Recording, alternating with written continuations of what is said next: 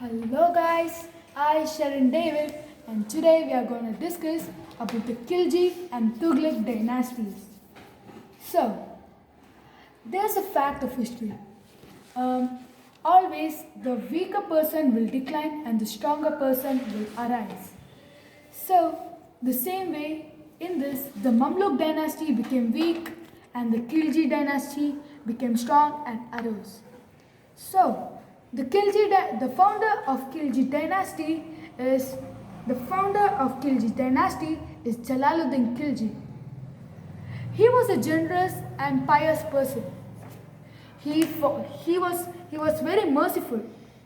He forgave the rebellious nobles and even the worst of the worst criminals. So now what happened?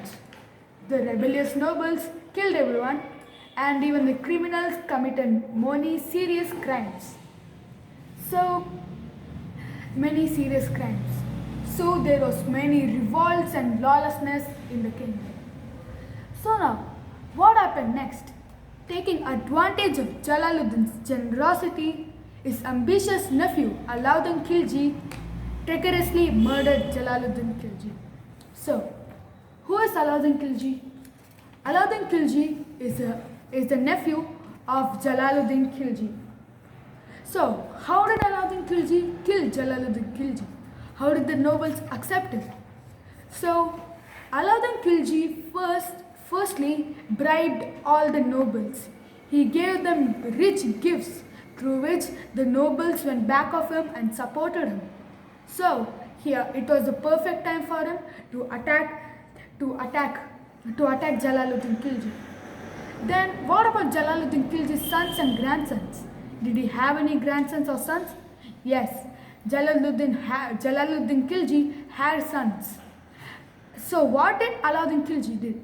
Alauddin Khilji killed all the sons and grandsons of Jalaluddin Khilji.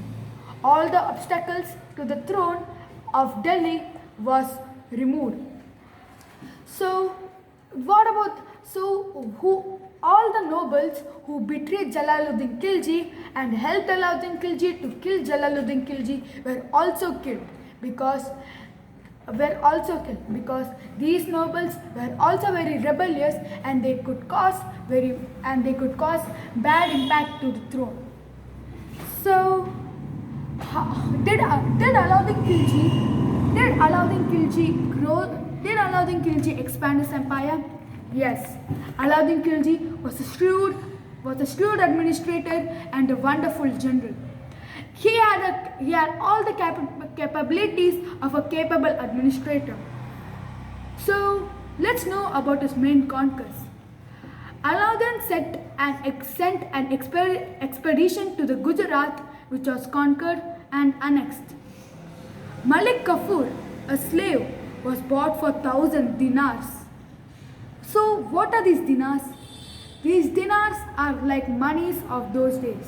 1 dinar is almost equal to 5,000 rupees in nowadays.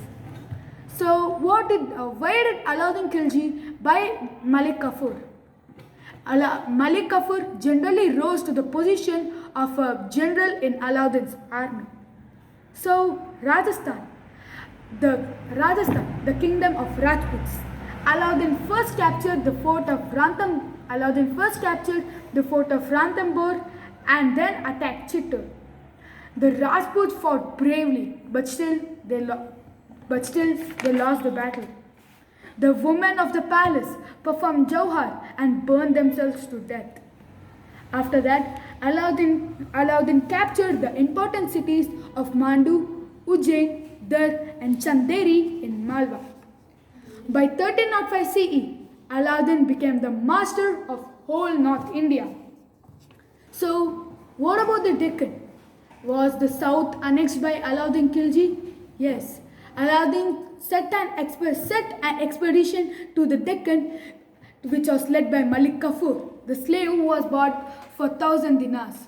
Malik Kafur captured many kingdoms in the Deccan, like Devagiri, Dwarasamudra, etc.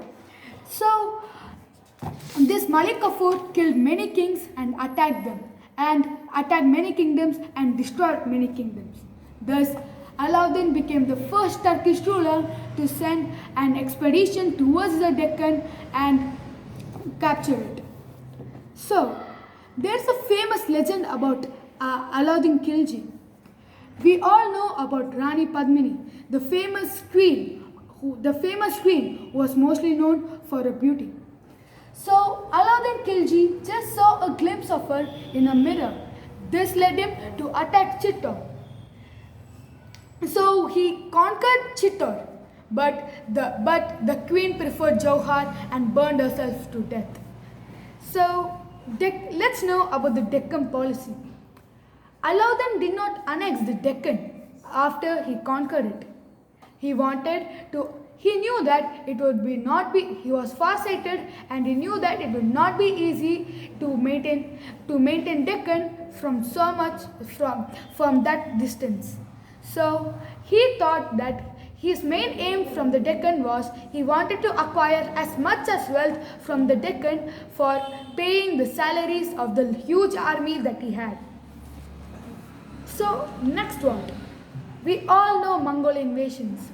These Mongols are almost attacked each and every kings of every dynasties and even destroyed many dynasties. So what did Alauddin do to avoid them? The forts along the route of the Mongol attacks were repaired, and all the frontier areas were placed under the best generals like Malik Kafur. So the army was reorganized and strengthened. The Mongol leaders were captured and treacherously murdered by elephants. The Mongols who embraced Islam and had settled down in Delhi during the reign of Jalaluddin Khilji were mercilessly massacred. So we all know about nobles. These rebellious nobles always interfere in the king's administration. So what did Alauddin do to these nobles? The nobles were not allowed to intermarry with each other. They were not allowed to keep parties without the prior permission of the Sultan. Gambling was not allowed. Thus the nobles were not even allowed to talk with each other or whisper about the Sultan. So next, main thing is drinking wine was banned in Alauddin's kingdom. To set an example, Alauddin bought all the bottles of wine from his palace and emptied them in public. So shameful. So next, an elaborate spy system was set up. The inside out work of all the nobles were looked up by the spies. Whatever they did in their homes or in public places were informed correctly to the Sultan. So now the main thing in the kingdom and the king is the army. If the army is not strong, then the king will suffer a severe setback. So what did Alauddin do? Alauddin reorganized the army. Alauddin was the first Sultan of Delhi to make a permanent standing army. The army, in the eyes of Sultan, always stood and never sat. So, he introduced the system of branding horses called Thug and the descriptive role of the soldiers called Chehra. Spies were kept in each and every block of the soldiers. The salaries of the soldiers were reduced, but each and everything were fixed. No matter if the soldier is a general or is a small person, but the salary will always be fixed. So next, revenue reforms. As you all know, Alauddin had a huge army. Then Alauddin had a very huge army. So he had to maintain it. From where did he get the money? Not from his royal treasury, but from the revenue that was given by the peasants. Special revenue reforms were made by the Sultan. Land taxes were reduced, but they were fixed. Nobles were not allowed to collect the taxes. But all the things but all the taxes were only allowed to be paid in cash. So next, market control policy. The market control policy of Alauddin Khilji is splendid. He set up 3 markets in Delhi, one for food grains, one for cloth and other expensive items like sugar and dry fruits, and other one for slaves, horses and cattle. Each market was under the control of a market officer called the Shana. The prices of all the commodities that were essential were fixed and were made low. Market officers were appointed to have a strict watch on the traders if they were cheating or hoarding. If anyone were caught hoarding goods or cheating, were severely punished. For example, if a merchant sold a commodity of grains below the weight stated, then the amount of deficiency of weight in the amount of deficiency of the weight of the grams were cut from his body. The meat from his body was cut for the deficiency of weight. The market officers had a strict watch and the market control policy was very strict. So, what about the art and architecture of Delhi at that time? Alauddin was a great patron of art and architecture. We all must be knowing Amir Khusrau, the great Persian poet who invented the sitar. So, Amir Khusrau lived in Alauddin Khilji's palace. The Alai Darwaza, built as an entrance to the Qutub, was made by Alauddin Khilji. So, Alauddin built many madrasas and the palace of 1,000 pillars were also built by him. As you know, no one lives eternal life. So, Alauddin died. Alauddin died in 1316 CE. His death was followed by a period of full political turmoil. His successors were weak and were not interested to rule the kingdom. So, in 1320 CE, the last Khilji governor was killed. So, who killed the last Khilji governor? Was it any invasion or any other new dynasty? It came to the rise of a new dynasty, the Tughlaq dynasty. In 1320 CE, the last Khilji ruler was killed by Ghiyasuddin Tughlaq, the founder of Tughlaq dynasty. He founded a new dynasty that ruled India in the counterpart of the 14th century CE. Ghiyasuddin Tughlaq. Let's know more about Ghiyasuddin Tughlaq. Who is Ghiyasuddin Tughlaq? Ghiyasuddin Tughlaq was the son of a Turkish father and an Indian mother. He was an efficient administrator and capable military commander. He introduced several reforms for the people. The welfare of his subjects was his primary concern. But the bad news in this was Ghiyasuddin Tughlaq died. He died in an accident which can be called as a planned accident.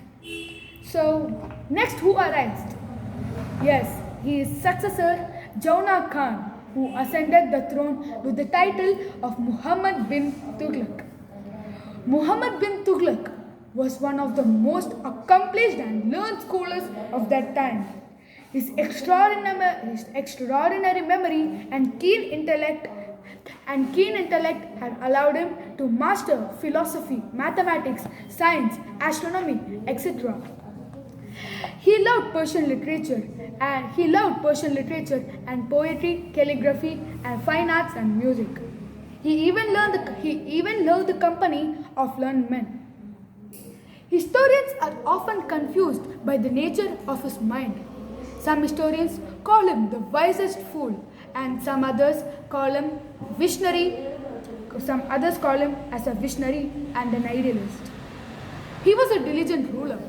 He made several projects to make his people happy, but but due to poorly execution, all his projects were failed. So, let's know about some of his projects that he made and were failed. So, the main thing is the taxation in the Ganga Yamuna Doab. Muhammad bin Tughlaq wanted a strong army. If he wanted a strong army, he wanted money for the salaries of the army. So there was a fertile land called Ganga Yamuna Doab. It was a very fertile region. So what did Muhammad bin Tughlaq do? He increased the land tax in that area. After increasing the land tax, he made several tax collectors to collect the tax. But suddenly the rains broke out and severe famine came in. The fertility of the Ganga Yamuna Doab was not prevalent. So what happened? These tax collectors did not show any mercy, and without any mercy, they still collected the taxes. So they still collected the taxes.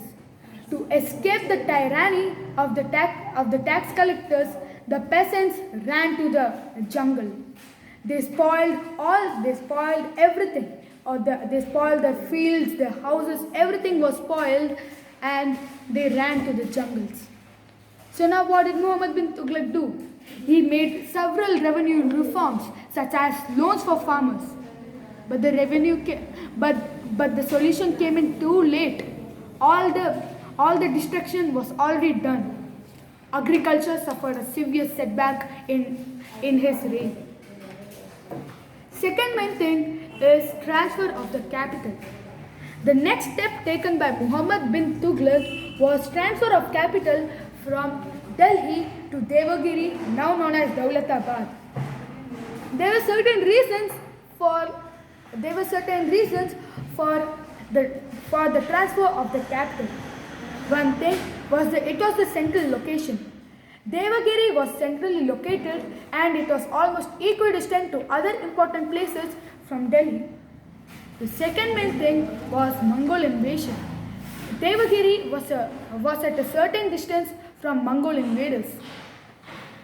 So, according to a contemporary historian, Ibn Battuta, the Sultan ordered the transfer of the whole population instead of transferring only his palace and his court. Elaborate arrangements were made for the journey. Devagiri was almost 1,040 kilometers away from Delhi. A broad road was built with trees on both sides. Temporary huts were built on the roads. However, many of them died on the way. The homesick people who were not able to adjust with the new capital also died. Modern historians, however, do not accept the mass exodus because Delhi was never depopulated. Construction work was prevalent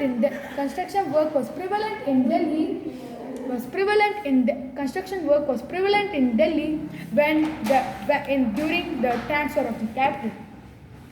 So what happened? Because of this problem, after 4 years, again the transfer was shifted to Delhi. Again, on the way when they went, many people died again. Again, this plan became waste of time. So next step that he took was the token currency.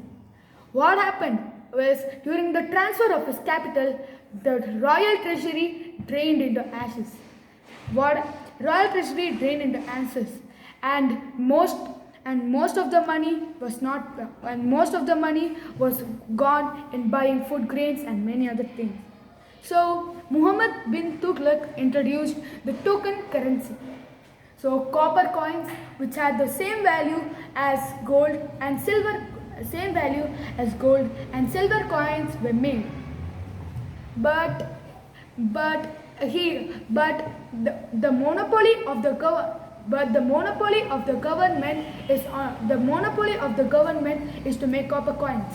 But now what happened is each and every house in his kingdom became a mint to make coins.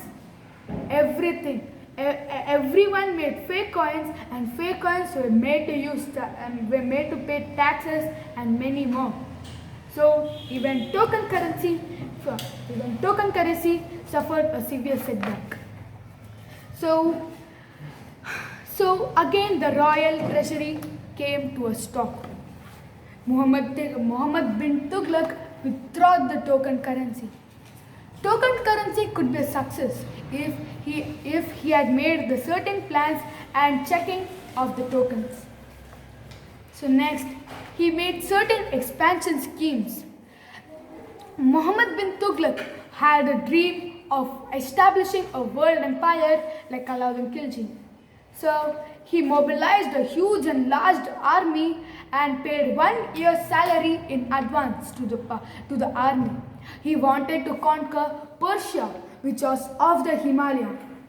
So when he sent his army towards the Himalayas, he understood that it would be very difficult to send such a large army over the snow Himalaya possess. So again he withdrew the scheme. So now what happened? Only out of almost 1 lakh soldiers, only 8 soldiers returned with life. This also suffered a severe setback. The royal treasury again drained off like water or river flowing. So what were the results of the schemes? As I said to you before, the royal treasury drained as waters, and the prestige and position of the Sultan was spoiled.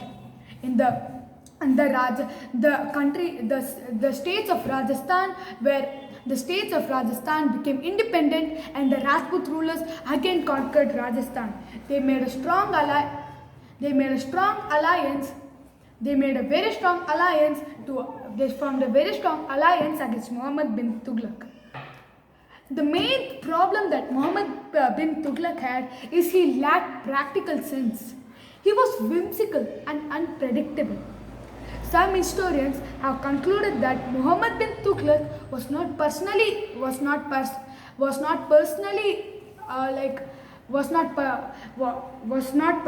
responsible for his failures. People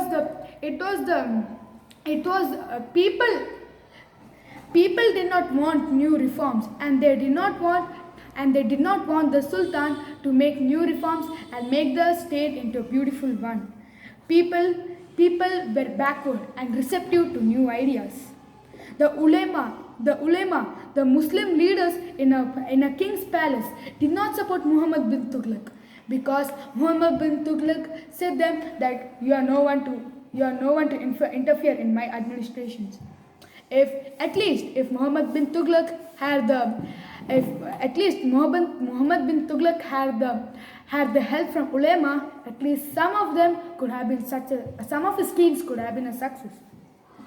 So Muhammad bin Tughlaq died in 1351 CE after a reign of more than 25 years, and after he died, the whole Delhi was in a state of decay and disintegration. Now what happened? Who was the throne of Delhi? Did Muhammad bin Tughlaq have sons? Yes, Muhammad bin Tughlaq had a son whose name was Firoz Shah Tughlaq. He was not a brilliant military general, but he introduced several revenue reforms and made Delhi a beautiful one.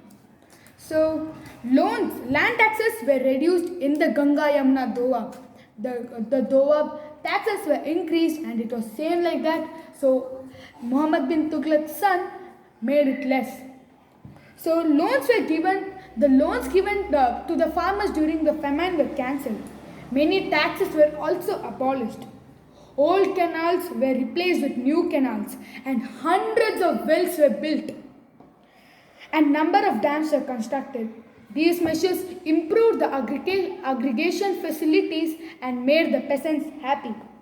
Firoz Shah was also a patron of art and architecture, and he built many beautiful towns. He made beautiful towns like Izar Firuza and Firozabad in modern Uttar Pradesh. So even he made public utility measures. So what are public utility measures? Measures for traders who come to Delhi for trade and other things. So our Firoz Shah Tughlaq built many rest houses for travelers.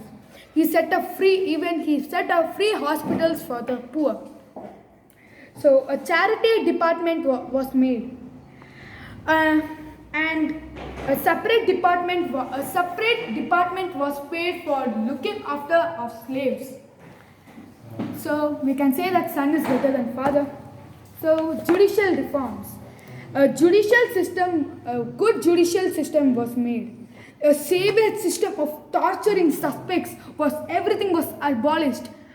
In those days, torturing suspects were very much prevalent, like cutting of fingers and hands, cutting of legs, cutting of tongue, pouring molten lead down the throat, and making the suspects drink the molten gold. Oh my God! These things and plucking of nails and everything were prevalent in those days. What did he do? What does Firoz Shah Tughlaq do for this? He abolished all of these. He said, no need these. Just small and mild punishments must be given to suspects. Even if the suspects are guilty, they were given not very severe punishments, but mild punishments. So, he was a patron of architecture and learning. Firoz Shah was a great builder of many towns. Firoz Shah promoted education and learning. Many schools and libraries were built. So now, next one is foreign policy. So Firoz Shah lacked, as I said you before, Firoz Shah lacked the basic military qualities of a military genius and a leader. He made several attempts to recover Bengal, but they ended in failure. He showed no interest in recovering the states that had become independent during his father's reign. So this also suffered a severe setback. So the death of Firoz Shah Tughlaq followed by disintegration of Delhi Sultanate. One by one, provinces started declaring their independence. And next, what happened next? So now Tughlaq dynasty became weak. So who gave the final death blow to the Tughlaq dynasty? Amir Timur. Amir Timur, the Mongol ruler of Samarkand in Central Asia, came to India and gave a final showback to the Tughlaq dynasty. The last Tughlaq ruler was killed by Amir Timur. But Amir Timur had no intention of ruling India. He just took all the wealth of India and said bye-bye to India. So he left his viceroy Khizr Khan in India. Now Khizr Khan also made a new dynasty, Sayyid dynasty. So even Sayyid dynasty also came for a long time, and again Sayyid dynasty was replaced by Lodi dynasty founded by Bahlul Lodi. So the control of Lodis was confined to Punjab and Doab area. Sikandar Lodi, the greatest of the Lodi rulers, was succeeded by Ibrahim Lodi, the harsh and cruel leader. So Ibrahim Lodi was defeated by Humayun in the first battle of Panipat, which was a major turning point in the history of India. It was a momentous event that marked the end of Delhi Sultanate and beginning of Mughal rule. So this is all. So let's move towards let's make a comparative study of the Khiljis and the Tughlaqs. Let's find the differences. So Alauddin Khilji was the first the Delhi Sultan to build an empire in India. So what about Muhammad bin Tughlaq? Muhammad bin Tughlaq was highly ambitious with unrealistic goals such as world empire. Alauddin was the first Delhi Sultanate empire to make a permanent standard army. So Alauddin faced a series of rebellious nobles, so he made harsh rules to take them under control. To regain the support of hostile nobles, Firoz Shah and Tughlaq adopted a policy of conciliation towards them. So bad, right? So he even now what the main problem Firoz Shah did? He even increased the salaries of the nobles and reintroduced Ikta system and made it hereditary and was given to nobles. Problems in Tughlaq dynasty. Alauddin was ruthless in reinforcing his schemes. Firoz Shah, on the other hand, was very kind, merciful, and made many reforms because of his mercy. Alauddin built a strong defense system for his protection from the Mongols, but Muhammad bin Tughlaq just did the transfer of the capital from Delhi to Devagiri, also known as Dawlatabad, which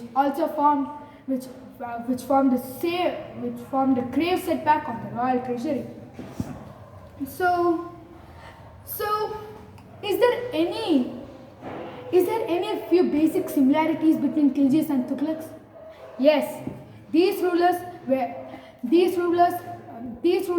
very absolute. The command of the Sultan was the last word, and everyone had to follow it. No more questions. So they introduced numerous welfare schemes. They both were patrons of art and architecture. The ambitious dream of establishing a world empire was run by two of them, Muhammad bin Tughlaq and Alauddin Khilji. But Alauddin Khilji did not show any respect but conquered many states in India. But Muhammad bin Tughlaq lost many states from his territory. So, guys, this is the end of Delhi Sultanate. Meet you next time. If you like this video, please like, subscribe and share it. Thank you and have a nice day.